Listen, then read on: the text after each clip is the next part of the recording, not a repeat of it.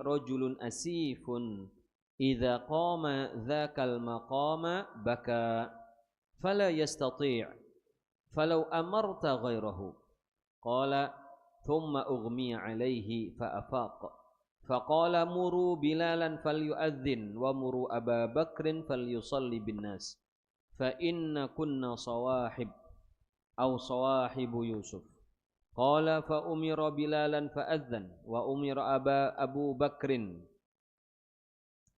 fa shalla bin nas thumma inna rasulullah sallallahu alaihi wasallam wajada khiffatan fa qala unzuru liman attaki'u alaihi faja'at bariratu wa rajulun akhar fattaka'a alaihima falamma ra'ahu abu bakrin dhahaba liyunkisa فأومأ إليه أن يثبت مكانه حتى قضى أبو بكر صلاته ثم إن رسول الله صلى الله عليه وسلم قبض فقال عمر والله لا أسمع أحدا يذكر رسول الله صلى الله عليه وسلم قبض إلا ضربته بسيف هذا.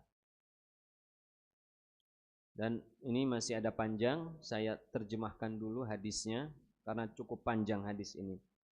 Diriwayatkan dari Salim bin Ubaid radhiyallahu anhu, ia berkata, suatu hari Rasulullah sallallahu alaihi wasallam pingsan ketika sedang sakit. Lalu beliau terjaga kembali dan berkata, "Apakah salat sudah datang?" Maka para sahabat mengatakan, "Ya." Maka beliau berkata, "Perintahkan Bilal untuk azan dan perintahkan Abu Bakar untuk melaksanakan salat dengan manusia." Kemudian Rasulullah sallallahu alaihi wasallam pingsan kembali. Lalu beliau terjaga lagi. Dan beliau bertanya, "Apakah waktu salat sudah datang?" Mereka menjawab, "Ya." Maka beliau berkata lagi, "Perintahkan Bilal untuk azan dan perintahkan Abu Bakar untuk melaksanakan salat dengan manusia." Kemudian Aisyah berkata, "Sesungguhnya ayahku, yaitu Abu Bakar, adalah seorang yang sangat penyedih. Jika beliau berdiri di tempat itu maka pasti dia akan menangis dan dia tidak akan mampu. Kalau seandainya engkau memerintahkan yang lain, maka kemudian Rasulullah SAW pingsan kembali dan terjaga lagi. Lalu beliau berkata, perintahkan Bilal untuk azan dan perintahkan Abu Bakar untuk sholat bersama manusia. Sesungguhnya kalian," maksudnya Aisyah, "adalah sahabat atau perempuan-perempuan seperti di zaman Yusuf." Qala, kemudian Bilal pun azan dan Abu Bakar diperintahkan untuk sholat dan beliau pun mengimami orang-orang. Kemudian Rasulullah sallallahu alaihi wasallam merasakan ada enteng, ya, agak enteng badan, itu maksudnya agak sehat. Lalu beliau berkata, "Tolong carikan siapa yang bisa aku jadikan untuk tempat menopang, untuk bertumpu." Lalu datanglah Barirah dan seorang laki-laki yang lain. Lalu Rasulullah SAW bertopang pada keduanya. Maksudnya beliau bersandar, ya, kepada dua sahabatnya itu. Ketika Abu Bakar melihat Rasulullah SAW datang ke masjid, maka dia mulai mundur dari posisi mihrab, dari posisi pengimaman. Lalu Rasulullah SAW memberikan isyarat kepadanya agar tetap di tempatnya sampai akhirnya Abu Bakar menyelesaikan sholatnya. Lalu pada akhirnya kemudian Rasulullah SAW meninggal dunia. Ini masih setengah kisah, ya. Kita ceritakan dulu kisah yang pertama ini. Detik-detik di mana Rasulullah SAW beliau sebelum wafat. Jadi Rasulullah SAW seperti yang sudah kita jelaskan sebelumnya, beliau sakit kurang lebih selama 7 hari sebelum beliau wafat. Dalam sakitnya itu beliau mengalami demam yang sangat tinggi dan merasakan sakit yang berlipat-lipat dibandingkan dengan sakitnya manusia biasa. Dan itu karena memang beliau akan mendapatkan pahala yang lebih banyak dengan diberikan musibah sakit seperti itu. Ya. Suatu ketika Rasulullah SAW dalam sakitnya itu beliau pingsan. Pingsan karena tidak kuat ya menahan sakitnya itu sampai akhirnya beliau pingsan. Tidak lama beliau terjaga lagi, ya, siuman, tersadar kembali. Kemudian beliau bertanya kepada orang yang di sekitarnya yang ada di kamarnya itu, sahabat-sahabat sebagian ketika itu ada di kamar itu menunggu beliau. Lalu beliau bertanya, hadaratis shalah, waktu sholat sudah datang belum? Maka para sahabat yang dari situ mengatakan sudah, ya sudah masuk. Kemudian beliau berkata, muru Bilalan falyu'adzin. Perintahkan Bilal untuk azan, untuk mengumandangkan azan. Mungkin bisa juga ini maksudnya adalah qomat karena Rasulullah SAW kemudian memerintahkan kepada Abu Bakar, ya,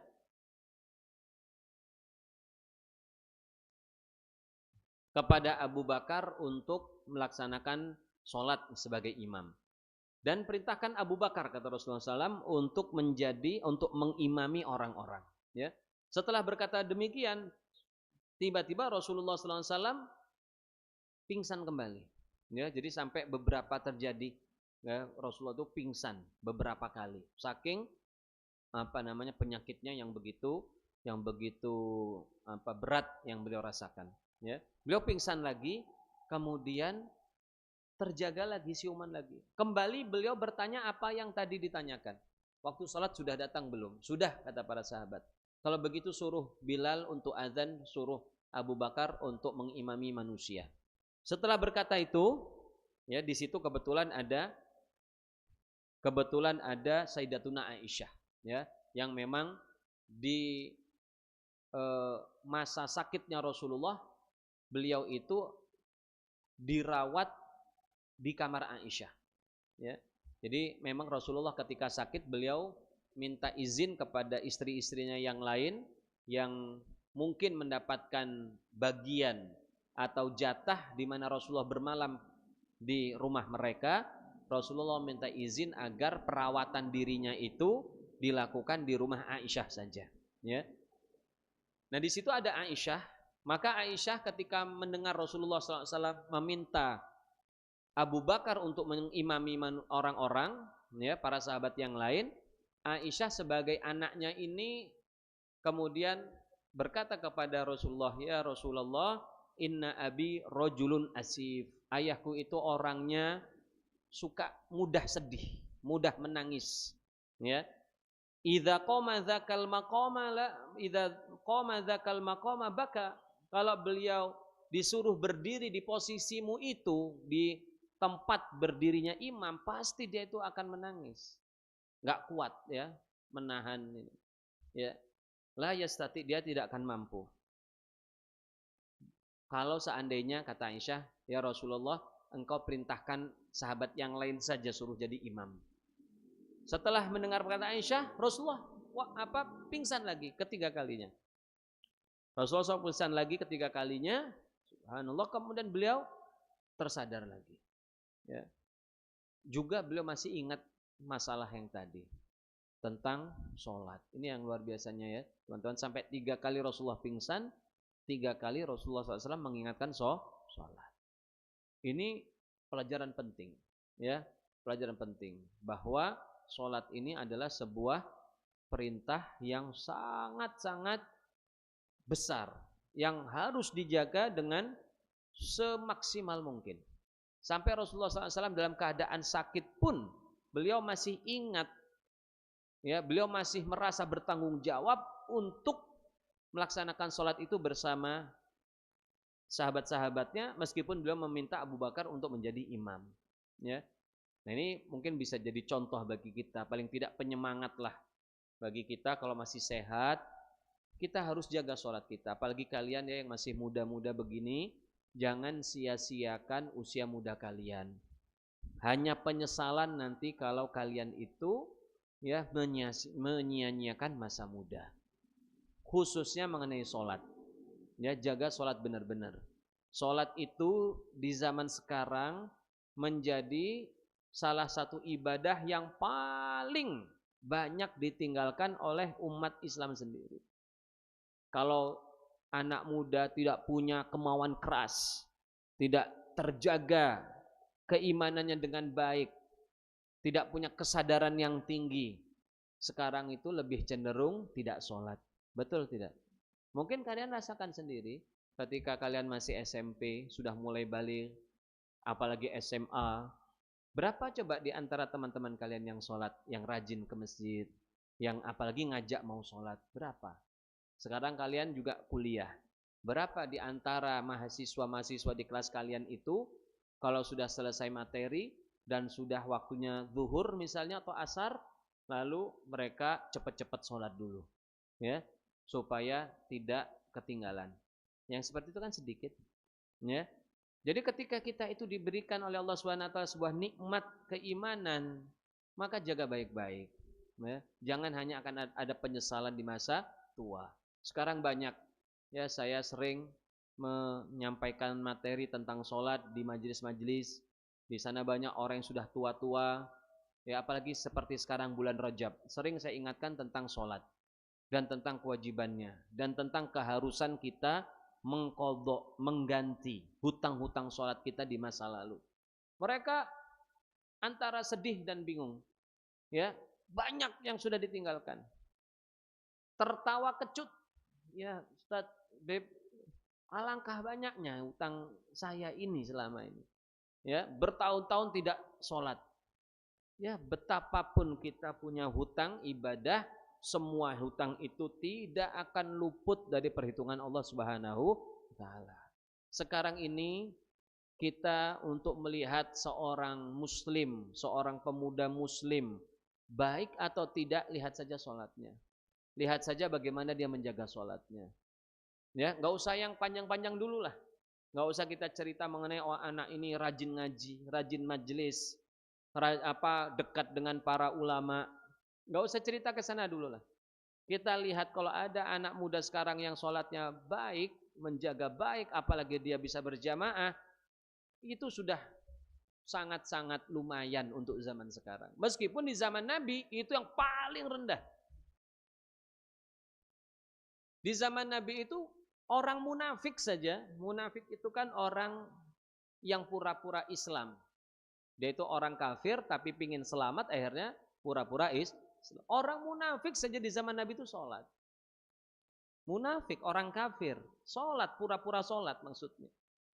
Ya, tapi sekarang ini subhanallah, sholat itu jadi barang yang paling murah, yang paling mudah untuk ditinggalkan. Ini kita lihat Nabi, ya, tidak ada sebaik-baik contoh kecuali Nabi kita. Siapa yang mau kita contoh kalau bukan Nabi? Ya, kalau ada di antara kita yang masih berpikir dua kali melihat seperti ini, coba ditanyakan hati kita itu. Hati kita pasti sakit. Hati kita pasti butuh perawatan. Ya, gitu. Jadi jagalah mumpung kalian masih muda-muda, ya. Meskipun terpaksa kalian laksanakan sholat di akhir waktu nggak apa-apa. Misalnya padat jadwal kuliah, ya, langsung berturut-turut sampai sebelum asar, tinggal setengah jam lagi, cepat-cepat pergi ke musola, pergi ke masjid sholat, ya. Kalau misalnya waktunya melewati dari waktu zuhur sampai asar, kalau bisa izin kepada dosen, kepada guru kita, izin Pak 5 menit saja mau sholat, izin sebentar sholat, meskipun harus tergesa-gesa. Intinya jangan pernah sekali-kali mencoba meninggalkan sholat. Ketika kita sudah meninggalkan sholat sekali, akan menjadi dorongan untuk meninggalkan yang berikutnya, ya, seperti itu. Jadi jagalah, ini Rasulullah kita lihat, ya, sampai beliau pingsan berkali-kali. Coba kalian sakit yang sampai pingsan, mungkin ada yang belum pernah merasakan seumur hidupnya, ya, sakit yang sampai pingsan. Jaranglah kita sakit sampai pingsan. Tapi Rasulullah ini sakit sampai pingsan. Ya memang di zaman itu mungkin belum ditemukan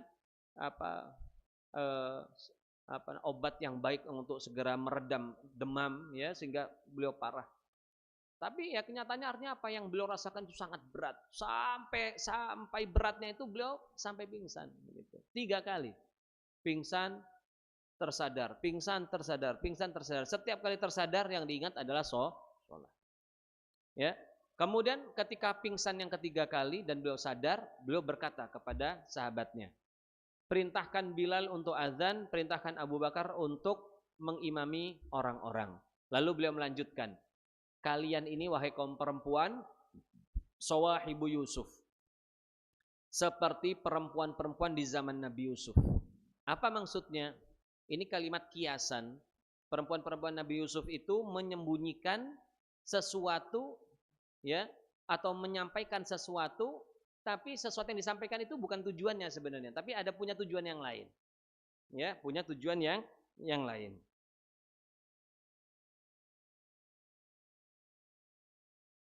Seperti yang dilakukan oleh perempuan yang mengundang perempuan-perempuan Mesir untuk menjamunya di istana. Kita pernah dengar itu ya. Ketika ratu atau pembesar Mesir itu dikabarkan ada melakukan tindakan buruk, ya, senang dengan budaknya sendiri yaitu Nabi Yusuf, ya. Akhirnya perempuan-perempuan yang menyebarkan berita buruk itu dipanggil ke istana dengan kalimat undangannya untuk jamuan makan, istilahnya mau di jamu untuk makan-makan. Tapi kan bukan itu tujuannya. Tujuannya agar supaya perempuan itu melihat wajah Nabi Yusuf yang begitu indahnya sampai menggetarkan hati si ratu ini. Ya. Dan itu kan memang tujuannya. Akhirnya sampai ketika Nabi Yusuf datang, semua perempuan di situ memotong-motong tangannya. Bahkan kata sebagian ahli tafsir, yang diundang itu 40, yang 10 itu meninggal di tempat. Ya, jantungan. Enggak tahan melihat gantengnya Nabi Yusuf. Kalau kalian dikasih kegantengan gitu gimana kira-kira? Enggak bisa hidup kita di dunia. Setiap jalan banyak kanan kiri pingsan, repot kita. Pasti masuk penjara. Itu perempuan di zaman. Nah, Rasulullah SAW mengibaratkan Aisyah dengan perkataannya, ya Rasulullah. Ya, Aisyah tadi ngomongnya bagaimana? Ya Rasulullah, itu ayahku itu orangnya penyedih, mudah nangis. Kalau engkau letakkan beliau sebagai imam, engkau posisikan beliau sebagai imam, pasti dia nggak mampu, pasti dia nangis. Itu kalau yang kita pahami apa? Berarti kan tujuannya normal-normal ya. Memang Abu Bakar orangnya itu lembut sekali, luar biasa. Mudah menangis. Ya, mudah hatinya itu terbawa dengan perasaannya. Ya, sampai dia menangis. Tapi sebenarnya tujuan Aisyah bukan itu. Tujuan Aisyah itu apa? Kalau Rasulullah SAW posisinya sampai digantikan orang lain, itu artinya ini tanda-tanda buruk. Itu tanda-tanda buruk. Tanda buruk apa? Artinya Rasulullah SAW sudah mau wafat. Gitu. Makanya sampai beliau mintakan orang lain supaya menggantikan. Jadi Aisyah itu untuk menolak itu gitu. Jadi dia ada perasaan hatinya sedih sendiri sebenarnya. Kalau Rasulullah SAW minta digantikan jadi imam, artinya Rasulullah sudah tidak mampu, sudah sangat lemah, dan artinya kemudian nanti Rasulullah SAW akan wafat. Itulah yang kemudian beliau pura-pura cari aja orang lain. Nah, kata Rasulullah paham ini. Ya, Nabi diberikan mukjizat, ya, diberitahu oleh Allah ini tentang isi hati Aisyah. Lalu makanya Rasul mengatakan, kalian itu seperti perempuan-perempuan di zaman Yusuf. Berkata A tapi maksudnya B.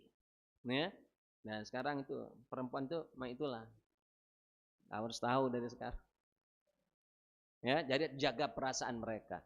Jaga perasaan mereka. Mereka nggak berani terang-terangan. Ya. Ada buntutnya lebih panjang, ya. Omong ini tapi belakangnya lebih panjang. Harus paham. Ya. Apalagi kalian kalau sudah punya istri, punya ini harus paham. Ya. Mudah-mudahan cepat ya dapat lakunya ya. Amin. Kemudian akhirnya Rasulullah SAW memerintahkan Bilal dan Bilal azan. Memerintahkan Sayyidina Abu Bakar, akhirnya beliau sholat. Mengimami manusia, mengenai orang-orang. Ya. Ketika Abu Bakar sudah mulai sholat, tiba-tiba Rasulullah merasa badannya enteng, enak, agak enak begitu. Akhirnya memaksakan diri mau keluar, mau sholat. Lalu beliau menyuruh kepada yang ada di situ, ya, yang belum masuk barisan sholat, tolong cari orang supaya memapah Rasulullah SAW. Akhirnya ada dua orang datang, yang pertama Barirah, yang kedua tidak disebutkan namanya. Dalam riwayat yang lain itu pernah Fadl bin Abbas, ada riwayat Usamah bin Zaid dan lain sebagainya. Akhirnya dua orang itulah yang memapah Rasulullah Shallallahu Alaihi Wasallam. Ketika Rasulullah SAW keluar, ya pintunya itu kan terlihat dari pengimaman. Abu Bakar melihat mungkin dari ujung matanya Rasulullah keluar dengan sahabat. Lalu Abu Bakar mau mundur. Maksudnya apa? Mau membiarkan atau menjadikan Rasulullah biar jadi imam karena beliau sudah datang. Ya, beliau sudah datang. Tapi Rasulullah SAW memberikan isyarat, ya, an yathbut makanah, agar tetap di tempatnya. Ya, agar tetap di tempatnya, jangan berpindah. Ya, jangan berpindah. Ya. Sampai akhirnya Abu Bakar selesai sholat. Jadi Rasulullah itu terakhir melihat sahabatnya sholat. Setelah itu beliau masuk kamar, beliau sholat, akhirnya beliau wafat. Jadi terakhir. Dalam sebuah riwayat yang lain, ketika Rasulullah keluar itu, sahabat kan sedang sholat. Itu ada sebagian sahabat yang tersontak, kaget, senang rasanya. Rasulullah keluar. Ada yang sampai mau membatalkan, mau berteriak, mau batal sholatnya. Saking senangnya melihat Rasulullah keluar. Ya. Tapi akhirnya kemudian Rasulullah terakhir lihat umatnya sholat bareng-bareng berjamaah, masya Allah, indah. Rasulullah senang. Beliau masuk, tidak lama kemudian beliau wafat. Subhanallah, ini memang tiada dua manusia seperti ini. Ya, memang sempurna zahir batin, sempurna semuanya. Setiap gerakan tubuhnya adalah teladan. Setiap ucapan dari mulutnya adalah mutiara. Setiap tarikan nafasnya adalah contoh bagi kita semua. Rasulullah SAW. Tidak ada yang buruk dari beliau. Semuanya baik dan luar biasa. Kemudian yang cerita ini seorang sahabat bernama tadi Salim bin Ubaid kembali melanjutkan. Ini saya baca setengah berikutnya.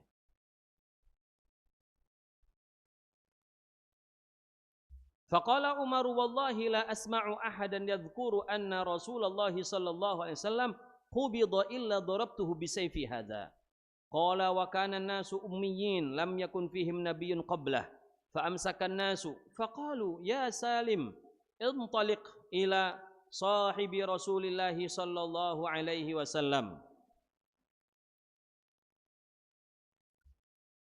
Fad'uhu fa'ataitu Aba Bakrin wa huwa fil masjid fa'ataituhu abki dahishan falamma ra'ani faqala li akubida Rasulullah sallallahu alaihi wasallam faqultu inna Umar yaqul la asma'u ahadan yadhkuru anna Rasulullah sallallahu alaihi wasallam qubida illa darabtu bisayfi hadha faqala li intaliq fantalaqtu ma'ahu faja'a wan nasu qad dakhalu ala Rasulillah sallallahu alaihi wasallam faqala ya ayuhan nas afriju li afriju fa afraju lahu faja'a hatta akabba alaihi wa massahu faqala innaka mayyitun wa innahum mayyitun thumma qalu ya sahiba Rasulillah aqubida Rasulullah sallallahu alaihi wasallam qala na'am fa'alimu an qad sadaq qalu ya sahiba Rasulillah ayusalli ala Rasulillah qala na'am qalu wa kaifa qala yadkhulu qaumun fayukabbirun wa yusallun wa yad'un thumma yakhrujun thumma yadkhulu qaumun fayukabbirun wa yusallun wa yad'un thumma yakhrujun hatta yadkhulun nas qalu ya sahiba Rasulillah ayudfanu Rasulullah sallallahu alaihi wasallam qala na'am qalu aina qala fil makanil ladzi qabadallahu fihi ruhah fa inna Allah lam yaqbid ruhahu illa fi makanin tayyib fa'alimu an qad sadaq thumma amarahum an yughassilahu banu abihi wajtama'al muhajiruna yatashawarun faqalu intalik bina ila ikhwanina minal ansar nudkhiluhum ma'ana fi hadzal amr faqalatil ansar minna amirun wa minkum amir faqala Umar bin al-Khattab man lahu mithlu hadhihi thalatha thani ithnaini idh huma fil ghari idh yaqulu li sahibihi la tahzan man huma qala thumma basata yadahu wa fabaya'ahu wa bay'an nasu bai'atan hasanatan jamilah. Ini cerita berikut ini cerita setelah Rasulullah wafat. Jadi tadi itu proses beliau wafat, itu proses singkatnya. Proses lainnya banyak. Beliau sebelum wafat minta siwak, bersiwak dulu. Itu pentingnya siwak. Ya, beliau banyak pesan sholat, pesan agar pesan agar menjaga keluarganya, ahlul baitnya, dan banyak pesan-pesan Rasulullah Shallallahu Alaihi Wasallam. Nah, ini kisah di mana Rasulullah wafat. Jadi ketika Rasulullah wafat, posisinya ketika itu waktu duha. Jadi para sahabat umumnya tidak ada di masjid, bukan lagi waktu sholat.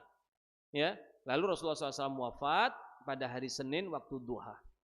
Ketika Rasulullah SAW wafat, kemudian tersebarlah berita itu. Ya, tersebarlah berita itu sampai juga kepada Umar. Umar seorang sahabat yang luar biasa, yang tegar, yang kuat, sampai tidak dapat menerima berita tentang wafatnya Nabi. Beliau kemudian mengatakan, beliau mengatakan, wallahi la asma'u ahadan yadhkuru anna Rasulullah SAW kubit illa darabtuhu bisayfihi hadza. Demi Allah, kata Umar, tidaklah aku mendengar ada satu orang yang bicara Rasulullah wafat kecuali pasti aku tebas dengan pedangku ini. Jadi Umar nggak bisa terima itu. Rasulullah nggak bisa wafat gitu dalam pandangan beliau karena luar biasa. Beliau itu bukan sekedar manusia, ya, dan para sahabat sudah melihat betapa luar biasanya hal-hal yang keluar dari diri Rasulullah, dari mukjizat-mukjizat besar. Jadi nggak bisa kepikir kenapa Rasulullah bisa wafat. Jadi belum bisa terima. Perasaannya pun belum bisa menerima itu. Sampai beliau mengatakan itu, siapa yang menyatakan Nabi wafat, ditebas lehernya oleh Umar. Para sahabat nggak ada yang berani. Umar itu gagah perkasa, nggak ada. Pokoknya jawara lah bahasa kita. Ya, nggak ada yang berani ngelawan Umar. Akhirnya ada yang memberikan saran, panggil Abu Bakar. Ya, Abu Bakar kan lebih lembut, ya, lebih enak lah diajak musyawarah. Akhirnya dikatakan kepada seorang, yaitu Salim, ya, kepada Salim. Jadi ketika orang-orang bingung, ya, sebelumnya kan memang orang Arab belum pernah ketemu Nabi, tidak ada Nabi kan di bangsa Arab. Jadi ketika ada Nabi Muhammad SAW, Nabi yang diturunkan kepada mereka, lalu ada yang meninggal, bingung apa yang mau dilakukan. Apa Nabi ini bisa wafat, itu satu, ya kan? Apakah bisa wafat? Jangan-jangan Nabi itu kan lebih mulia dari malaikat, malaikat aja nggak meninggal. Ya. Kemudian kalau beliau wafat, dimandikan atau tidak? Kalau dimandikan kemudian dikafani tidak? Apakah beliau itu seperti para syuhada? Para syuhada saja kalau meninggal di medan perang kan tidak dikafani, tidak dimandikan, bahkan tidak disolatkan, langsung dikuburkan begitu saja. Apakah diperlakukan juga seperti itu? Lalu apakah Rasulullah SAW itu dikuburkan? Atau jangan-jangan jasadnya karena beliau ini mulia diangkat nanti, datang malaikat lalu diangkat ke langit, ya, seperti Nabi Isa yang diangkat oleh Allah Subhanahu Wa Taala ke langit. Jadi banyak pertanyaan. Sementara Umar mengatakan siapa yang ngomong Nabi mau wafat, ditebas lehernya. Diam semua orang ketakutan. Ya, tapi orang sudah mulai kumpul di masjid. Lalu ada yang mengatakan panggil Abu Bakar. Lalu Salim itu pergi, yang menceritakan ini pergi mencari Abu Bakar. Abu Bakar itu rumahnya di Awali. Awali itu, ya, kalau Awali yang sekarang nggak tahu ya apa sama dengan dulu. Kalau sekarang ini ada desa memang Awali di Madinah itu. Kalau kita menghadap kiblat, dia ada di sebelah seperti ini kira-kira. Jadi sebelah antara selatan dengan kalau Mekah, ya, Mekah itu kan kiblatnya ke arah selatan, ya, antara selatan dengan ke arah sebelah kiri ini, timur, ya. Nggak ada yang ngapal kita, ya. Selatan, nah, kalau barat, barat, selatannya sebelah kiri, ya. Kalau kita berarti ini barat, ya. Ini timur, selatan dan timur. Jadi setelah itu pergi nih menjemput Abu Bakar. Abu Bakar ketika itu ada di musola kampungnya. Jadi di sana dulu ada musola-musola kecil, setiap kampung itu ada lagi di situ. Lalu Salim ini ketika melihat Abu Bakar, wah, nangis terseduh-seduh. Dia nangis, lalu Abu Bakar langsung punya firasat, apakah Rasulullah sudah meninggal? Lalu kata orang itu, ya, kata si Salim, ya, bahwa Umar mengatakan siapa yang berani mengatakan Rasulullah wafat akan ditebas lehernya.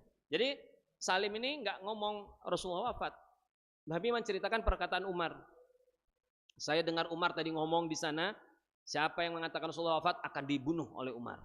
Akhirnya cepat-cepat Abu Bakar menuju Rasulullah SAW. Langsung masuk kamarnya, Ya, orang itu ketika sudah rame, sudah padat. Sampai dikatakan di sini Abu Bakar mengatakan afrijuli, afrijuli. Berikan jalan, berikan jalan. Nah, begitu kira-kira. Ya. Akhirnya Abu Bakar masuk. Dan so apa yang dilakukan Abu Bakar di sini? Ya, thumma kabba alaihi, lalu dipeluk. Wa massahu, diusap. Ya. Faqala, lalu Abu Bakar membacakan ayat innaka mayyitun, sesungguhnya engkau sudah mayit, sudah meninggal. Wa innahum mayyitun, dan mereka juga meninggal, ya, akan wafat. Thumma qalu ya sahiba Rasulillah, lalu para sahabat setelah Abu Bakar ngomong begitu, ya, di depan para sahabat, beliau sekarang sudah wafat, dan sebagaimana juga orang-orang wafat. Umar nggak bisa ngomong apa-apa lagi sudah.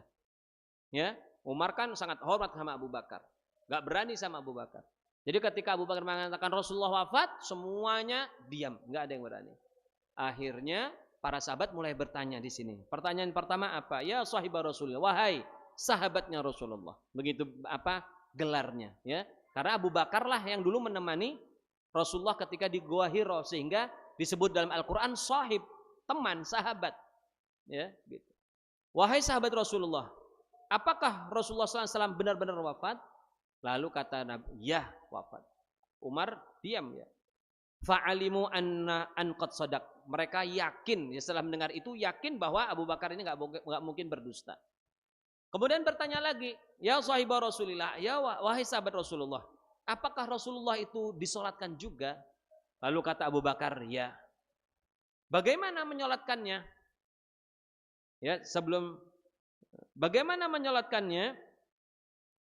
Kemudian kata Abu Bakar, masuk sekelompok, satu kelompok masuk, jadi nggak dipindahkan itu dari tempatnya, ya. Sekelompok masuk, kemudian sholat, berdoa, keluar. Kelompok yang lain masuk, sholat, berdoa, keluar, begitu. Ya, karena tempatnya sempit. Dan tentu itu setelah Rasulullah SAW dimandikan, ya, karena kalau kita mau mensolati sosok jenazah itu harus disolatkan dulu, ya, disolatkan dulu. Dimandikan dulu, kemudian dikafani, baru boleh disolatkan. Jadi ini pertanyaan di hari pertama, tapi itu kan menjelaskan tentang tata cara saja. Tapi nanti pelaksanaannya baru nanti. Setelah ini kan baru Rasulullah SAW itu dimandikan, dikafani, baru orang-orang mensolatkan. Ya. Kemudian lalu bertanya lagi, apakah Rasulullah SAW itu dimakamkan? Ya, kata Rasulullah. Kata Abu Bakar, ya Rasulullah dimakamkan. Di mana? Kata para sahabat, di tempat beliau wafat itulah. Ya, sebelumnya ada hadis, ya, diriwayatkan dari Aisyah, tidaklah seorang nabi itu wafat di sebuah tempat kecuali tempat itu memang dipilih untuk menguburkan jenazahnya, karena artinya tempat itu yang paling baik, ya. Dan sekarang para ulama sepakat, seluruh ahlu sunnah wal jamaah, seluruh bagian jagat raya ini, jagat raya, ya, bukan bumi saja, seluruh bagian jagat raya ini yang paling mulia, ya, tempat di jagat raya itu adalah tempat di mana Nabi SAW itu dikuburkan, dimakamkan. Itu tempat yang paling mulia, mengalahkan tempat berdirinya Ka'bah. Itu para ulama sepakat begitu. Ya, jadi tempat di mana Rasulullah SAW dimakamkan itulah tempat yang paling baik, mengalahkan Masjidil Haram sekalipun, mengalahkan Ka'bah sekalipun. Karena mana yang lebih mulia? Rasulullah atau Ka'bah? Rasulullah, sepakat. Tidak diciptakan jagat raya ini kecuali untuk Rasulullah, kecuali karena Rasulullah. Jibril kalah derajatnya jauh dengan Rasulullah. Para anbiya kalah derajatnya dengan Rasulullah. Apalagi sekedar Ka'bah. Ya, Ka'bah kan hanya sebagai simbol, ya, simbol dalam ibadah kita kepada Allah Subhanahu wa taala. Ya. Kemudian akhirnya beliau memerintahkan agar Rasulullah SAW dimandikan. Ya, setelah pertanyaan-pertanyaan itu selesai, akhirnya Rasulullah SAW dimandikan oleh keluarga ayahnya. Memang begitu. Kalau orang dimandikan itu harus laki-laki juga, ya, mahram tapi yang laki-laki, yaitu dari keluarga ayah. Mahram itu selalu dari keluarga ayah, bukan yang perempuan. Tidak boleh perempuan memandikan laki-laki meskipun keluarga dekatnya. Ada anak meninggal, nggak boleh ibunya memandikan, nggak boleh anaknya, nggak boleh saudara perempuan, nggak boleh. Laki-laki memandikan laki-laki. Maka kalau kalian aslinya laki-laki, nanti yang mandikan laki-laki. Kalian aslinya perempuan, mandikannya perempuan. Yang lagi rame kan? Dengar nggak masalah yang lagi rame? Ada orang yang transgender, ya, pengen dimandikan, pengen disolatkan atau diperlakukan jenazahnya seperti perempuan. Gimana pandangan ulama? Sepakat seluruh ulama. Yang lahir laki-laki, wafatnya laki-laki. Meskipun tampangnya perempuan. Tapi kan repot ya. Repot. Mohon maaf ya. Kalau sudah tua begitu mungkin nggak terlalu rasa ya. Tapi kalau misalnya masih muda, apalagi sekarang yang ada transgender yang rubahnya itu jadi lebih cantik dari perempuan yang cantik. Ada nggak? Ada. Bayangkan itu mau dimandikan gimana? Mau dimandikan sama yang perempuan nggak boleh karena dia laki-laki. Kan buka auratnya kan nggak boleh perempuan. Tapi kalau yang mandikan laki-laki, nggak apa namanya sama-sama laki-laki, tapi kan lihat bentuknya kayak perempuan. Jadi bingung, ya. Ya tapi ya gimana, terserah, apa mau dicelup ke Sungai Musi, angkat lagi, apa pakai semprotan pemadam kebakaran, ya terserah lah. Pokoknya enggak boleh ya, yang terhormat tentu ya. Ya paling enak kata teman-teman, panggil aja yang sesamanya itu. Panggil yang grupnya itu, suruh datang itu, suruh mandikan yang laki-lakinya sama gitu. Nah itu tentu yang seperti itu tidak boleh ya. Perubahan wujud itu terlaknat oleh Allah Subhanahu wa taala. Kemudian saya lanjutkan secara cepat ya. Kemudian orang-orang Muhajirin dan Ansor berkumpul. Nah, ini ceritanya pindah sedikit. Setelah ngurus itu, kemudian para sahabat memikirkan siapa pemimpin setelah Rasulullah. Akhirnya berkumpul di sebuah tempat yang namanya Saqifah Bani Sa'idah. Saqifah Bani Sa'idah, dekat dengan Masjid Nabawi ya.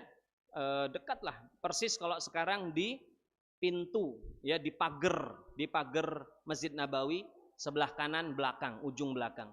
Yaitu Saqifah Bani Sa'idah sampai sekarang masih diabadikan seperti sebuah taman. Ya, ada taman, pohon-pohon kurma di situ. Itulah di situ dulu berkumpulnya para sahabat. Tadinya kaum Ansor ngotot, mereka juga berhak jadi pemimpin.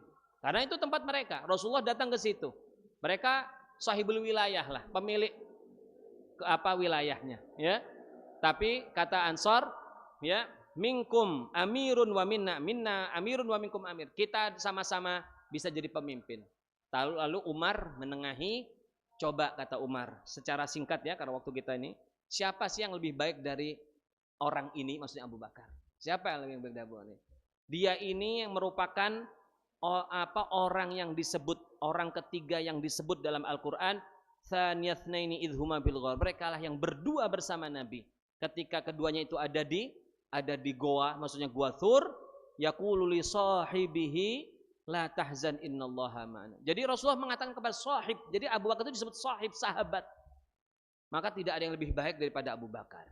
Akhirnya Umar langsung berdiri, mengambil tangannya Abu Bakar, di baiat, sumpah setia.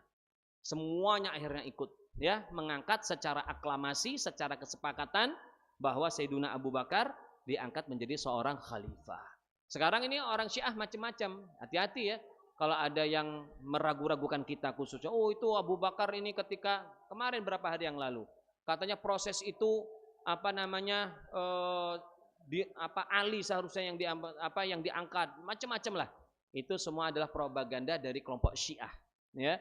Dari sinilah kemudian mulai terpecah itu, ada muncul kelompok-kelompok yang cenderung kepada Syiah itu mulainya sejak pengangkatan Abu Bakar menjadi khalifah, karena merasa orang Syiah itu bahwa Ali lah yang seharusnya diangkat menjadi khalifahnya Rasulullah SAW. Baik, ini ada sampai zuhur waktu kira-kira 17 menit ya, 10 menit kita untuk tanya jawab, nanti sisanya kita untuk doa. Kami persilakan kalau ada yang ingin bertanya, ya silakan bebas aja pertanyaannya, tidak harus berkaitan dengan materi yang ada. Kami ucapkan terima kasih kepada Habib yang telah memberikan ceramah agama. Semoga bermanfaat dan dapat kita amalkan dalam kehidupan sehari-hari. Amin ya rabbal alamin. Baik, selanjutnya yaitu sesi tanya jawab. Kami persilakan kepada para ikhwan yang ingin bertanya untuk mengangkat tangan, dan kepada akhwat untuk menuliskannya di kertas.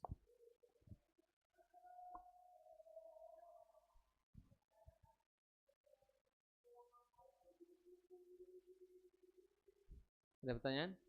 Tidak ada. Silakan langsung. Langsung saja, singkat ya, to the point saja karena waktunya sudah mepet. Ya, silakan.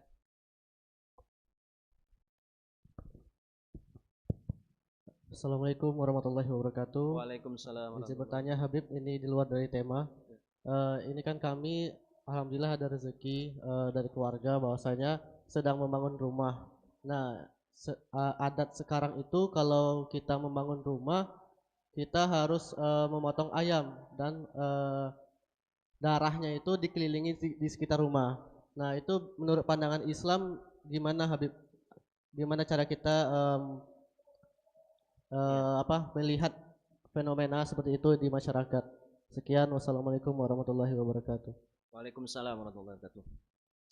Memang ada banyak tradisi-tradisi lah yang berlaku ya ketika orang bangun rumah di Indonesia ini, macam-macam. Ada yang tradisi itu yang berlebih-lebihan, ada yang menurut saya itu hal yang baik saja, ya tidak masalah. Misalnya yang berlebih-lebihan seperti itu, menyembelih hewan, darahnya itu saya sendiri tidak tahu apa maksudnya itu, tetapi seperti itu tidak selama ini saya tidak pernah membaca ada para ulama yang menyebutkan hal tersebut ya.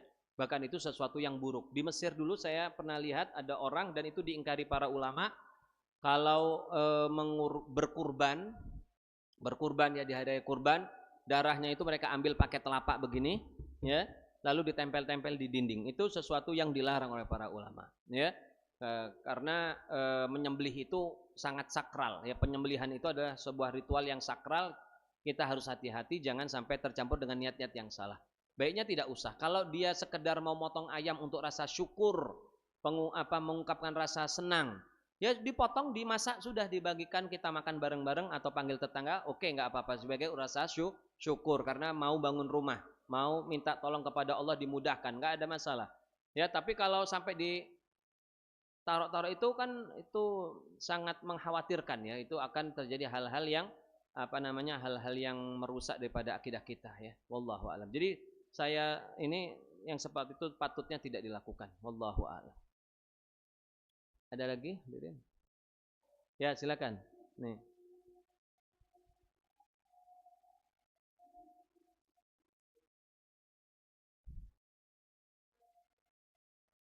Bismillahirrahmanirrahim. Assalamualaikum warahmatullahi wabarakatuh. Waalaikumsalam. Izin bertanya Beb mengenai yang mandi jenazah tadi Beb. Yang mandi jenazah. Nah, ketika kita misalnya keluarga meninggal, itu yang memandikan kan yang mahram laki-laki Beb. Tapi setelah selesai memandikan jenazah itu ada sesi di mana keluarga yang perempuan yang mahram ikut menyiramnya itu Beb. Itu gimana Beb? Assalamualaikum warahmatullahi wabarakatuh. Ya, ini saya pernah melihat adat itu di Palembang ini ya, setelah selesai selesai di ini kemudian ditutup ya, lalu disiram. Saya kira yang seperti itu kalau tidak sampai tersingkap auratnya tidak apa-apa. Ya, tidak tersingkap auratnya tidak apa-apa. Tetapi ya sebenarnya ya sebenarnya tidak ada terlalu maknanya. Mungkin maknanya hanya sebagian membantu ya. Sebenarnya tapi kan aslinya si keluarga perempuan itu atau siapapun itu dia tidak ada istilahnya diminta oleh syariat untuk membantu, karena memang perempuan kalau untuk laki-laki nggak boleh menyiram, nggak boleh memandikan. Begitu juga sebaliknya, kalau yang meninggal perempuan, yang laki-laki tidak perlu menyiram, ya gitu. Begitu juga ada kebiasaan mencium kening, ya mencium kening. Kalau yang mencium kening keluarganya tidak apa-apa. Kalau mencium kening itu memang dianjurkan, seperti yang dilakukan Abu Bakar. Ya, dalam hadis yang lain tadi di sini tidak disebutkan secara jelas, ya, tapi cuma dikatakan dipeluk, disentuh, ya, dipegang. Dalam hadis yang lain dicium di antara dua matanya di sini. Ya, itu sunnah, dianjurkan. Jadi kalau kita mencium orang yang tua, baik masih hidup atau sudah meninggal atau orang yang sudah meninggal, maka diciumnya itu di antara dua mata di sini. Ya, diciumnya di sini, bukan di kening. Ya, diciumnya itu di antara dua mata di sini, dicium sudah. Dan yang menciumnya itu hanya boleh mahramnya saja, ya, ya mahramnya saja. Tidak boleh misalnya misannya melok, ya tetangganya, ngapa tetangganya melok di sini pula. Ya, ini teman akrabnya, ini sudah tidak kate dengan akrab sudah. Pokoknya khusus keluarga saja sudah, supaya selesai pengurusan dia kuburkan, ya. Wallahu taala alam. Ada lagi? Berhubung waktu sudah mau memasuki waktu zuhur, Sudah, baik. kami memohon untuk kepada Habib memimpin doa. Jam bukunya di sini. Ini kita baca doa syifa dulu ya. Kita niatkan syifa. Silahkan yang kalian kalau punya keluarga, teman, sahabat yang yang sakit, yang ingin diulurkan dalam doa syifa ini, kita sertakan semua, kita niatkan masing-masing. Al-Fatihah binti syifa li Dea Amanda binti Guntur Alam, Muhammad Ilham Kurniawan, Salsabila Valeta binti Taufik, Jabri Nofriansah binti Ban, wa walidina wa walidikum wa amwatina wa mardana wa mardakum wa ma'arifana ma'arifukum ila hadratin Nabi Muhammadin sallallahu alaihi wasallam. Al-Fatihah. A'udzu billahi minasyaitonir rajim. Bismillahirrahmanirrahim. Alhamdulillahirabbil alamin arrahmanir rahim maliki yaumiddin. Iyyaka na'budu wa iyyaka nasta'in. Ihdinas siratal mustaqim. Shiratal ladzina an'amta 'alaihim ghairil maghdubi 'alaihim waladdallin. Bismillahirrahmanirrahim. Alhamdulillahirabbil alamin. Allahumma shalli wa sallim wa barik ala sayyidina Muhammadin wa ala ali sayyidina Muhammad. Walaqad asyartu li na'ti man awsafuhu tuhyil qulubat wa hayjul ashjana. والله قد أثنى عليه فما يساوي القول منا أو يكون ثنانا لكن حبا في السرائر قد دعا لمديح صفة ربنا وحدانا وإذ امتزجنا بالمودة هاهنا نرفع أيدي فقرنا ورجانا للواحد الأحد العلي إلهنا متوسلين بمن إليه دعانا مختاره وحبيبه وصفيه زين الوجود به الإله حبانا يا ربنا يا ربنا يا ربنا بالمصطفى اقبلنا أجب دعوانا أنت لنا يا ذخرنا في هذه الدنيا وفي أخرانا أصلح لنا الأحوال واغفر ذنبنا ولا تؤاخذ ربي إن أخطانا واسلك بنا في نهج طه المصطفى ثبت على قدم الحبيب خطانا أرنا بفضل منك طلعة أحمد